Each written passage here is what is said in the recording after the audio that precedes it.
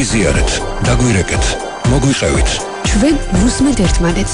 ზაზა ჩიტანავასთან ერთად. ვუსმენთ ერთმანეთს. დედაქალაქში სატრანსპორტო მდგომარეობა არც თუ ისე სახარბიელოა. ავტოპარკის ზრდა, საგზაო ინფრასტრუქტურის გაუმჯობესებას, საგზაო უსაფრთხოების სტანდარტების ამაღლებასა და ტრანსპორტის თანამედროვე ტიპების ადაპტაციას საჭიროებს. როგორც წარმოგიდგენიათ, ქალაქში სატრანსპორტო მდგომარეობის გაუმჯობესება. დაგვირეკეთ და გაგვაცანით თქვენი მოსაზრებები ამ თემაზე. საინტერესოა თქვენი ხედვა ამ მხრივ მძღოლებო. ჩვენ კი ვესწევით ამ საქმეში ჩახედული, ამ საქმით დაკავებული ადამიანებისგან მოგაწოდოთ პირველადი ინფორმაცია. რადიო მსმენელებო, რადიო იმედის პირდაპირ ეთერი თქვენი ზარების მოლოდინშია. ვუსმენთ ერთმანეთს. სამშვიდობისა ჟურნალისტი ზაზა ჭიტანავა გახლავართ და დღეს ჩვენ ვუსმენთ ერთმანეთს. ამჯერად ვსაუბრობთ დედაქალაქში არსებულ სატრანსპორტო მდგომარეობის გაუმჯობესების შესაძლებლობებზე და საგზაო უსაფრთხოებაზე. ინტერაქტივის კითხვაც შემდეგია: როგორ წარმოგიდგენიათ დედაქალაქში სატრანსპორტო მდგომარეობის ისე დალაგება, რომ ნაკლები საცობი იქნებოდეს და გადავადგილდებოდეთ შეუფერხებლად, უსაფრთხოდ? როგორ ხედავთ სატრანსპორტო სისტემის გაუმჯობესებას? მიგაჩნიათ თუ არა არსებული გადატვირთული გზების განმუხტვის ერთ-ერთ მექანიზმად, თქვათ იგივე ველოსიპედის მეტად გამოყენება?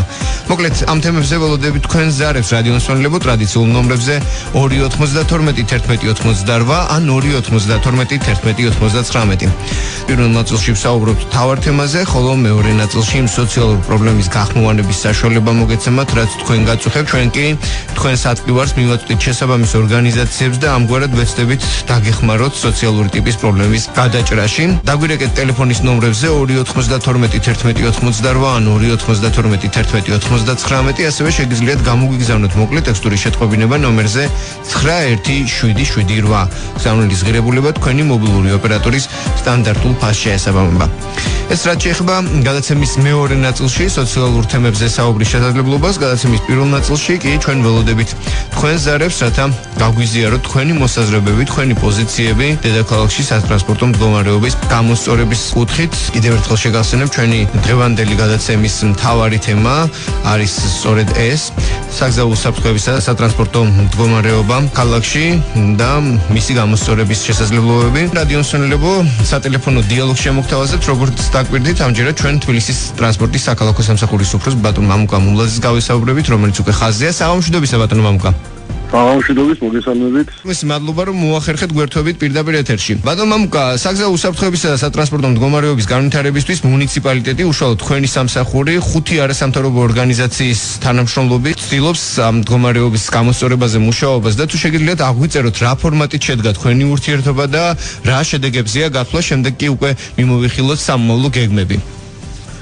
ეს არის პროექტი, მერის მიერ გამოცხადებული იყო კონკურსი ცნობიერების ამაღლების კუთხის საგზაო მოძრაობის მიმართულებით, სადაც გამოვიდა გამარჯვებული 5 არასამთავრობო ორგანიზაცია. სულ ცოტა ხნის წინ იყო ესეთი აქცია გამოფენასთან სხვათა შორის, სადაც ზებრა არის გაკეთებული და იქ ხშირ შემთხვევაში ხდება, რომ ავტომობილები არ უთმობენ ქვეითს.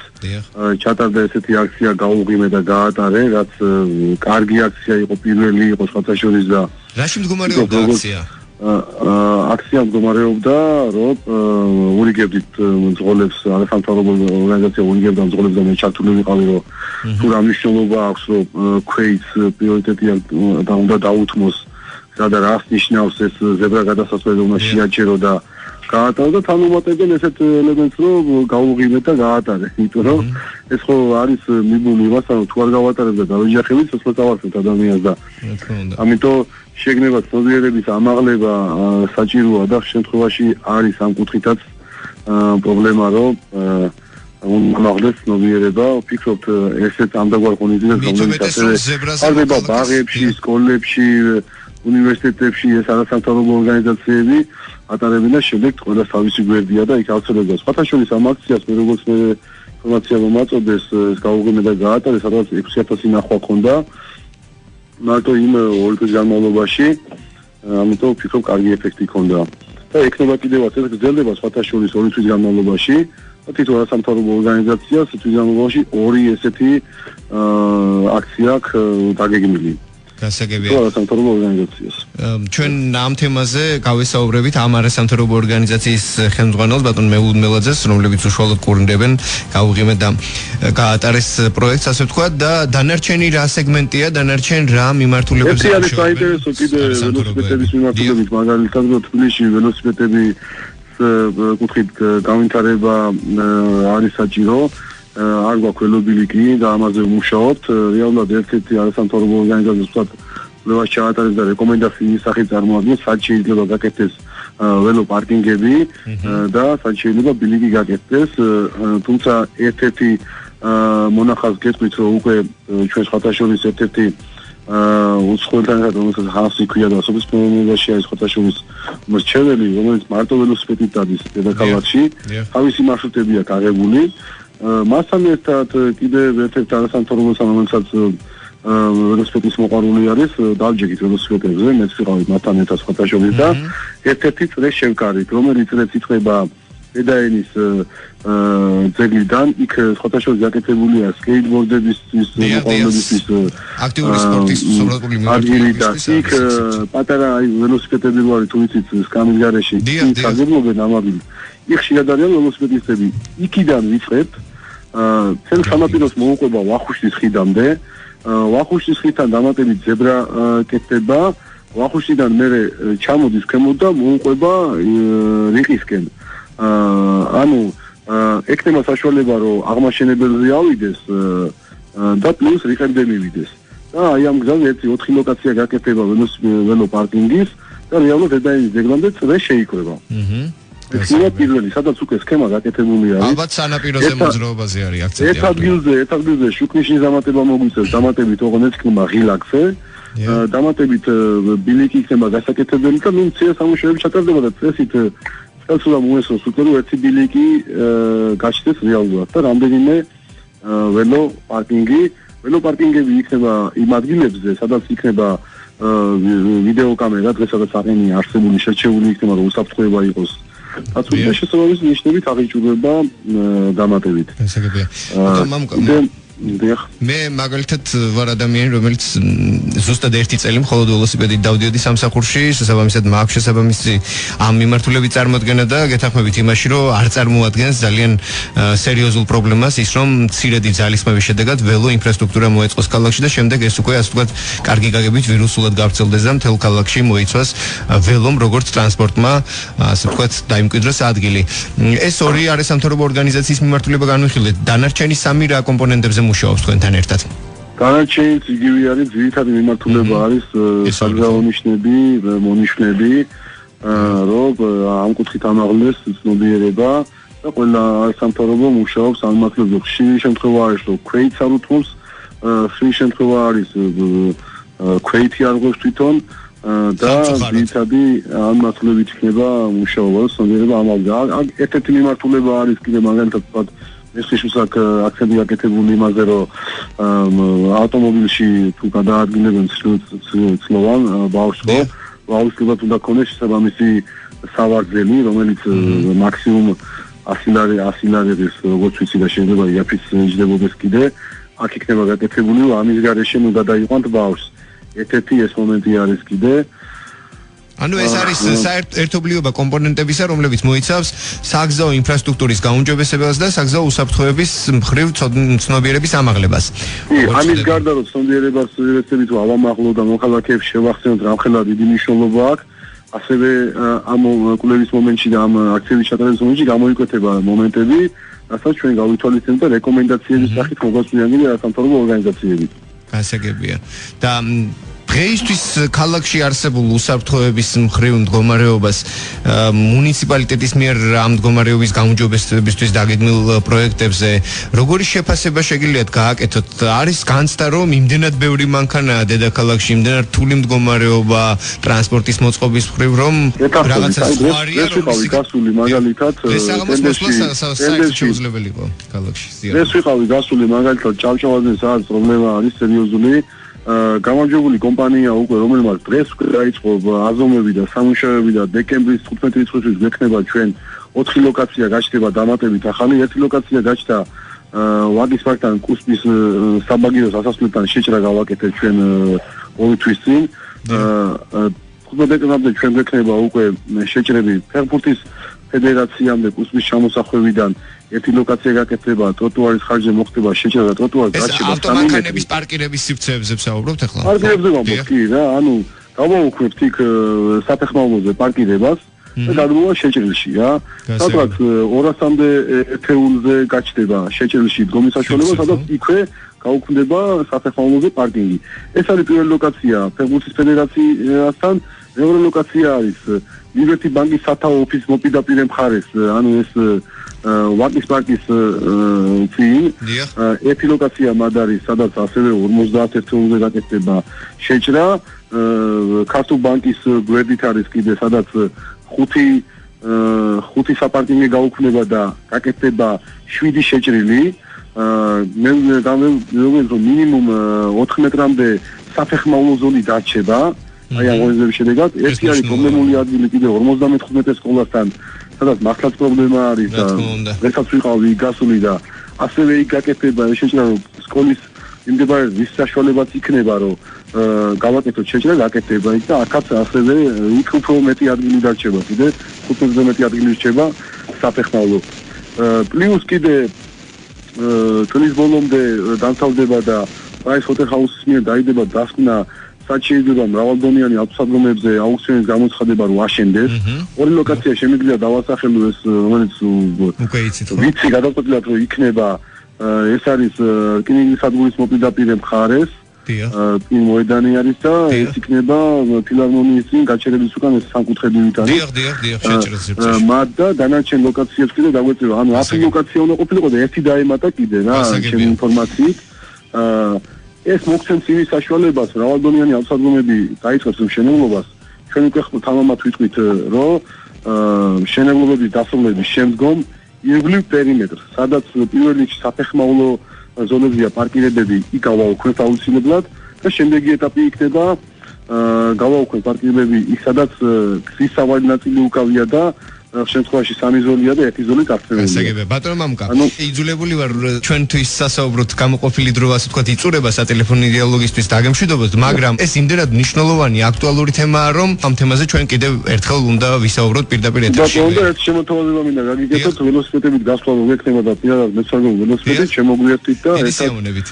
შევარჩიოთ შემდეგი ლოკაცია. აუცილებლად ვღებულობ გამოწვევას. დიდი მადლობა. თბილისის ტრანსპორტის საქალაქო სამსახურის უფროსი მამუკა მუმლაძე გვესაუბრებოდა პირდაპირ ეთერში. რამდენიმე წუთიანი სარეკლამო პაუზა და კვლავ პირდაპირ ეთერში ვიბრუნდებით.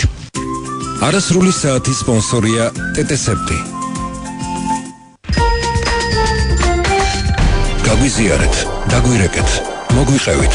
292 11 88 292 11 99. უსმენთ ერთმანეთს.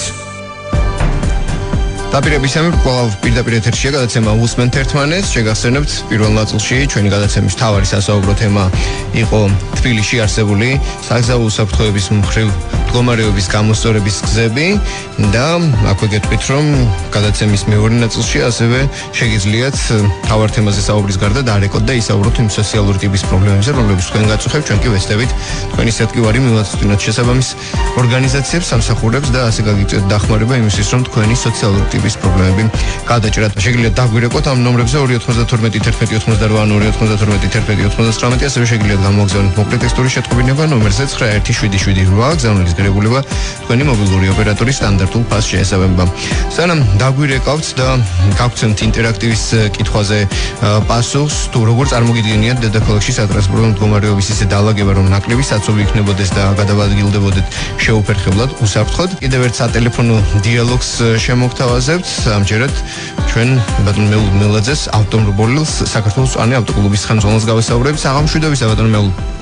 გამარჯობათ, მოგესალმებით. დიდი მადლობა, რომ ახერხებთ და გვერთვებით პირდაპირ ეთერში. ბატონ მელუ, ჩვენ ახლა თბილისის ტრანსპორტის საქალაქო სამსახურის უფროსთან ერთად საუბრობდით იმ პროექტზე, რომელიც მუნიციპალიტეტისა და თქვენი რამდენიმე არასამთავრობო ორგანიზაციის ჩართულობით მიმდინარეობს და მან ახსენა გაუგებარი და გაატარა პროექტი. რას გულისხმობს ეს პროექტი და რა არის მიზანი მისი? პროექტი პრინციპში არაფერ რთულს არ გულისხმობს, ანუ ყველაფერი ძალიან მარტივად არის. ეს არის ფეხით მოსწავლეთა გადასასვლელებზე, ანუ ზებრა გადასასვლელებზე აქვს საუბარი. რომ გავანაცვლოთ, მოდი ესე ვიტყოდი, რბილად, რბილი ფორმებით, არაფერი. რბილ ფორმებში მძღოლები, რომ ფეხით მოსწავლეთა გადასასვლელთან ჩვენ ვალდებული ვართ უბრალოდ მას დაუთმოთ და თუ გავუღიმებთ და გავატარეთ, ანუ ამ ფორმით დაუთმოთ, მაშინ ჩვენ პოზიტიურად გავაგზავნებთ შემდეგ გზას, ვინაიდან ფეხით მოსწავლეები ასევე გაგვიღიმებენ და ეს ყველაფერი პრინციპში პოზიტიური კუთხით მინდა ეს წარმოგვეჩინა. ეს იყო პროექტის ძირითადი არსი და რა თქმა უნდა მადლობა მინდა გადავუხადო მერიას, ვინაიდან ისინი ჩაერთნენ არა მარტო ჩვენ შემთხვევაში, არამედ სხვა არასამთავრობო ორგანიზაციების აქტიურად მუშაობენ სხვა ტიპის პროექტებზე. ეს ძალიან კარგია. და ადრე იყო პროექტი, რომელიც გულისხმობდა ასე ვთქვათ ზებრების ისე მოხატვას, რომ ალბათ ფსიქოლოგიურად მეტი ყურადღება მიეცეს ბრძოლებს მისთვის და პოზიტიური განწყობით გაეტარებინათ ფეხით მოსიარულეები. აი, ახლა თქვენი მიზანი, თქვენი პროექტი ახსენეთ. როგორ ფიქრობთ, მსგავსი ტიპის აქტივობა უშველის საბოლოოდ იმას, რაც ისედაც უნდა იცოდე მძღოლებმა, რომ კანონით არის ყველა მძღოლი ვალდებული, რომ ზებრასთან ფეხით მოსიარულე ადამიანს უნდა დაუთმოს. გეტყვით როგორ არის? მე საკმაოდ ვაკვირდები ამ პროცესებს, ანუ როგორ მოქმედებს თუ არ მოქმედებს ეს ყველაფერი და ჯამში გეტყვით უშუალო ციფრებს. დაახლოებით მივიდა იქამდე პროცენტულობა, რომ 10-15%-ით გაიზარდა იმ ადამიანთა რიცხვი, ვინც ატარებს ფეხით მოსიარულეს. ალბათ ჩვენ ყველა ვაკვირდებით ქუჩაში ახდება და გვახსოვს ძველი დრო, როდესაც აბსოლუტურად არავინ არ ატარებდა, ეხლა ალბათ ყველა ჩვენთაგანი უკვე შენიშნავს, რომ იმრავლა იმ ადამიანთა რიცხვი, ვინც უთმობს ფეხით მოსიარულეს, შესაბამისად ეს მუშაობს, ჩვენ ცნობიერებას აშკარად ზრდის, ამიტომ ესეთი პროექტები აუცილებლად არის აუცილებელი და თან, ამასთან ერთად რა თქმა უნდა პოლიციის გააქტიურებაც საჭიროა. ანუ პოლიცია მიუხედავად იმისა, მოგვეწონება თუ არ მოგვეწონება ეს, ალბათ მაინც საჭიროა რომ უფრო მკაცრი გახდეს, რა თქმა უნდა, სამართლიანი, ოღონდ მკაცრი. დიახ. გასაგებია. დიდ მადლობას მოგახსენებთ ბატონ მელუ და წარმატებებს გისურვებთ თქვენი მწვანე ავტოკლუბის საქმიანობის პარკლებში და უშუალოდ თქვენს საავტომობილო მიმართულებაში. დიდი მადლობა. მადლობა თქვენ. მადლობა, მელაძეს ვესაუბრებოდით საქართველოს მწვანე კლუბის ავტოკლუბის ხელმძღვანელს. აქვე იმასაც ვიტყვი, რომ რაზეც ბატონმა მელუდმა აღნიშნა, ფეხით მოსიარულეთა გატარების მხრივ უნდა გააქტიურდეს საპატრულო პოლიცია, მაგრამ ასევე ისიც აღსანიშნავია, რომ ფეხით მოსიარულეებმაც უნდა გაითვალისწინონ, სად და როგორ გადაადგილდებიან ფეხით და როგორც თავის მხრივ მძღოლმა არ უნდა ჩააგდოს საფრთხეში ფეხით მოსიარულე, ალბათ უნდა იყოს საპირისპირო მხრიდანაც მეტი ყურადღება, რომ ფეხით მოსიარულემ არ შეუქმნას დაბრკოლება მინიმუმ მძღოლს. კიდევ ერთ სატელეფონო დიალოგს შემოგთავაზებთ. ირაკლი იზორია, ფონდის პარტნიორობა საგზაო უსაფრთხოებისთვის დირექტორია ხაზზე. საღამოშვიდობისა ირაკლი. საღამოშვიდობისა, მივესალმებით მენელს. რადიოს მენელს გამომარტავ ირაკლი, რომ ფონდი პარტნიორობა საგზაო უსაფრთხოებისთვის არის ის ორგანიზაცია, რომელიც თბილისის მუნიციპალიტეტთან ერთად, კონკრეტულად თბილისის ტრანსპორტის საქალაქო სამსახურთან ერთად მუშაობს პროექტზე, რომელიც ქალაქში ველო ინფრასტრუქტურის მოწყობას გულისხმობს და ველო ტრანსპორტის განვითარების ხელშეწყობას. ირაკლი, ამ დროისთვის რა მონაცემები გაქვთ თქვენ ჯერჯერობით კვლევით მიმართულებებზე მუშაობთ თუ უკვე კონკრეტული ლოკაციები გაქვთ ჩერჩეული, ასე ვთქვათ, ველო ინფრასტრუქტურის მოსაწყობად დედაქალაქში? დიახ, კი პასუხობთ ახლა, ანუ უპირველეს ყოვლისა ეს პროექტი მინდა გითხრათ, რომ დაახლოებით 1 თვეა რაც მიმდინარეობს. პირველი ეტაპი არის ეს, რა თქმა უნდა, კვლევის ეტაპი არის ჩვენ უნივერსიტეტებთან, გვაქვს მოლაპარაკება და ასევე სტუდენტებთან, რომ ონლაინ კვლევები ჩავატაროთ მათთან, რომ გავიგოთ კერძო სტუდენტების დამოკიდებულება ველოტრანსპორტის სარგებლიანობაზე, მათ შეხედულებებზე თუ რა პრობლემებს აწყვეტებიან ისინი ველოსიპედით გადაადგილების დროს. კვლევის ეტაპი დაახლოებით სადღაც ამ თვის ბოლომდე მორჩება და შემდეგ იწყება უკვე პოპულარიზაციის ეტაპი, რაც გულისხმობს უნივერსიტეტებში კერძოდ ლექცია, პრეზენტაციების და სემინარების მოწყობას უშუალო სტუდენტებთან, მათი ინფორმირების გაზის მიზნით და პარალელურად ასევე იგეგმება ქალაქ თბილისის მერიასთან ლოკაციების შედგენა და შერჩევა, ანუ ჩვენ გულისხმობთ იმას, რომ უნივერსიტეტების მოთხოვნით, კერძო სტუდენტების მოთხოვნით რამოდენიმე ლოკაცია შეერჩა ქალაქ თბილისში, თუმცა როგორც ინფორმაცია გვაქვს, უკვე თბილისის მერია გეგმავს დაახლოებით 25 ლოკაციაზე გააკეთოს ველოსადგურები და სადგომები სპეციალურად ველოსიპედით მოსარგებლე მოსახლეობისთვის და სტუდენტებისთვის. ეს ლოკაციები რა თქმა უნდა იქნება უნივერსიტეტებში, თუმცა გეგმავთ ასევე მეტროებთან დაახლოებით 3-4 მეტრო გვინდა ავირჩიოთ ცენტრალურ უბნებში, სადაც ეს ველო სადგომები განთავსდება. რაც შეეხება მეორე ეტაპს, პროექტის მეორე ეტაპი გულისხმობს მოვამზადოთ სპეციალური სახელმძღვანელო, თქვენ იცით რომ საქართველოში არ არსებობს ველო ბილიკებისა და ველო სადგომების პროექტირების სახელმძღვანელოები და ჩვენ უცხოური გამოცდილების გაზიარებით და სხვადასხვა ქვეყნების მაგალითებზე ავაგებთ ამ სახელმძღვანელოებს და შევთავაზებთ ქალაქ თბილისის მერიას, ასევე სხვა მუნიციპალიტეტებს და კერძოდ იმ დაინტერესებულ მხარეებს, ვინც უვალოდ მომავალში იქნება ჩართული ველოსადგომებისა და ველობილიკების პროექტირებისთვის. ასევე პროექტი ითვალისწინებს, როგორც არასამთავრობო ორგანიზაცია, გაუწიოს თბილისის მერიას რეკომენდაცია კონკრეტული ადგილებისა და მონაკვეთების შესახებ, სადაც შეიძლება განთავსდეს ველობილიკები. თქვენ ცით რომ ქალაქ თბილისის ქუჩები არ არის თვალ ისე კომფორტულად მოწყობილი, რომ ცალკე მოეწყოს ველობილიკები. ამისთვის ვფიქრობთ, როგორ შეიძლება გაკეთდეს თვითონ უშუალოდ სავალ ნაწილზე მოხდება ველობილიკის გამოყოფა გამკვეთი ზოლით, თუ ტროტუარებზე მოხდება მისი გადანაწილება. ესეც რა თქმა უნდა მსჯელობისა და კვლევის საგანია და ამ ეტაპზე ამაზეც მიმდინარეობს მუშაობა. და თქვენ როგორ წარმოგიდგენიათ ირაკლი, ან თუ გაქვთ შესაბამისი კვლევა, ან უბრალოდ წარმოადგენთ, რადგან ამ თემაზე მუშაობთ. მას შემდეგ რაც ასე ვთქვათ, ველო ინფრასტრუქტურა ასე თუ ისე ქალაქში მოწესრიგდება, ველობილიკები დაიგება, ველოსადგომები მოწესრიგდება. ფიქრობთ რომ გაიზრდება ველომომხმარებელთა რიცხვი და სპორტული ინტერესიდან ველოსიპედი, ასე ვთქვათ, შეიცვლის ფუნქციას ბრჭყალებში და გახდება ტრანსპორტი ქალაქში გადაადგილების. გეთანხმებით და ანუ ჩვენ გვინდა რომ სპორტული ინტერესიდან გამომდინარე კი არა, არამედ ველოსიპედი გახდეს როგორც საქალაქო ტრანსპორტის სახეობა, სადაც სტუდენტები და თვითონ მოსახლეობას უშუალოდ გადაადგილდება, მან გადაადგილებისთვის იქნება კომფორტული. ჩვენ გვაქვს ინფორმაცია და ვიცით სხვათა შორის სტუდენტების მომართვიანობით, სტუდენტებს ძალიან უჭირთ ლექციებზე დროულად მისვლა, იმის გამო რომ ქალაქში ვიცით როგორაა გაართულებული მდგომარეობა, საცობები, მომატებული და მოჭაბებული ტრანსპორტი.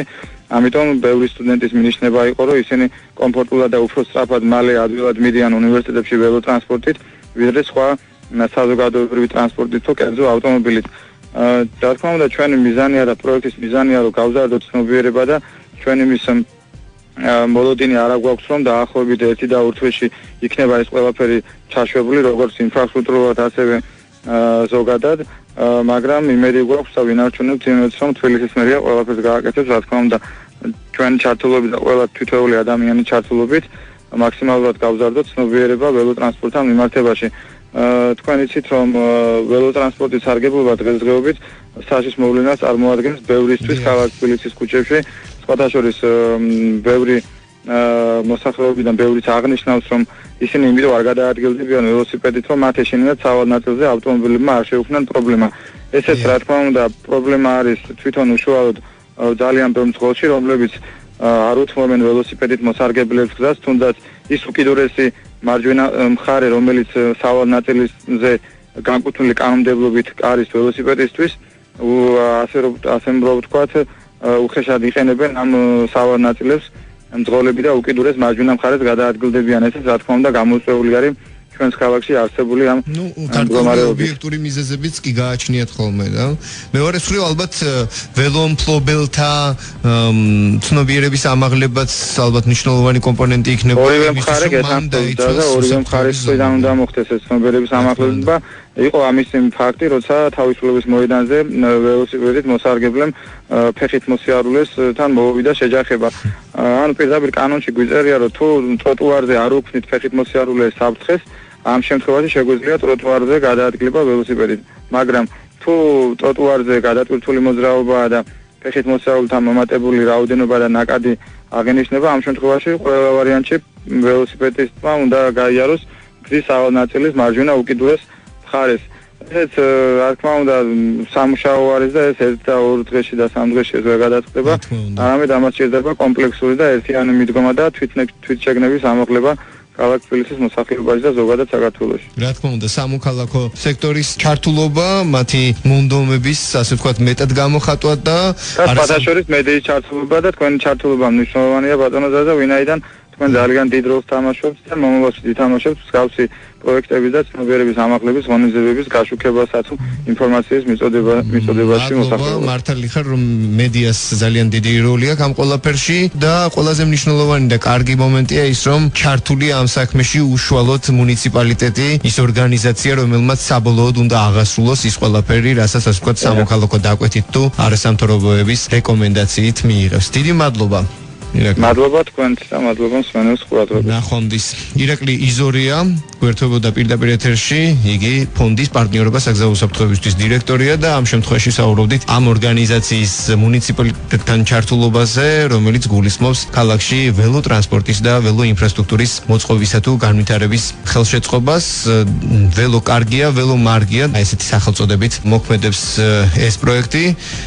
პრინციპში ჩვენი გადაცემისთვის გამოყოფილი დროც დასასრულს უახლოვდება. უგრმეს მადლობას მოგახსენებთ იმისთვის, რომ ჩვენ ვუსმენდით ერთმანეთს და შეგახსენებთ, რომ ხვალ 17 საათიანი საინფორმაციო გამოშვების შემდეგ კვლავ პირდაპირ ეთერში იქნება გადაცემა ვუსმენთ ერთმანეთს და მოგეცემათ იმის საშუალება, რომ გამოიყენოთ რადიო იმედის პირდაპირ ეთერი და ისაუბროთ არა მარტო მთავარ თემებზე, რომლებსაც ყოველდღე სხვადასხვა გთავაზობთ, არამედ იმ სოციალურ ტიპის პრობლემებზე, რომლებიც თქვენ გაწუხებთ, ჩვენ კი ვეცდებით დაგეხმაროთ და დაგაკავშიროთ იმ ორგანიზაციებს, რომლებსაც შეუძლიათ თქვენი სოციალური პრობლემების გადაწყვეტა. დიდი მადლობა, ნახვამდის. გაგვიზიარეთ, დაგვირეკეთ, მოგვიყევით 292 11 88 292 11 99. ვუსმენთ ერთმანეთს.